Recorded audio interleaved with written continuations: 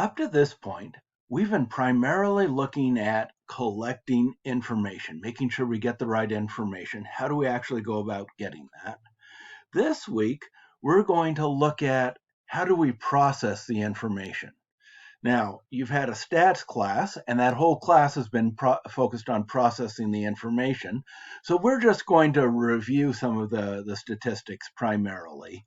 Uh, on how to process the information so that we can make legitimate conclusions and communicate this information. Now, I would like to reflect on a side of the research process that we don't think of too much.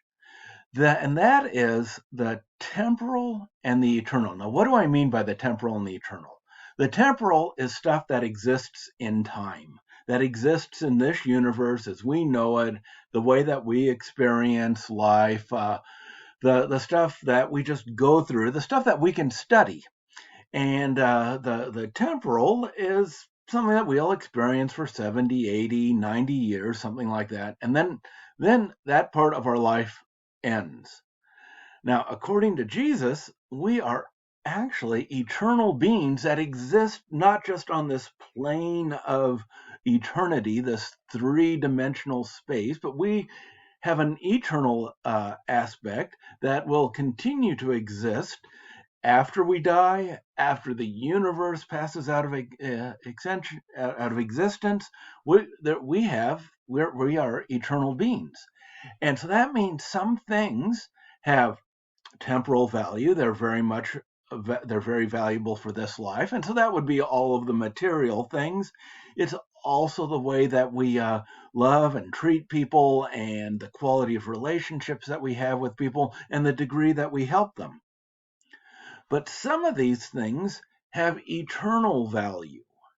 And if we want to keep things in perspective, we've got to make sure that we don't get overwhelmed by the temporal, but we realize that there are some things that will have infinitely more value than the temporal processes.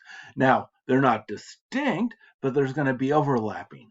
God let us know that the two things that really count, that have the greatest eternal value, are first of all loving and serving Him, and then loving others, even when we don't get anything out of it. Our rewards will be later. The benefit comes on the other side of eternity. So that loving Him involves humbly coming before Him, recognizing our shortcomings, our biases, our sinfulness, and receiving His forgiveness through what Jesus did on the cross for us, and then responding in love towards Him and in responding in love towards others.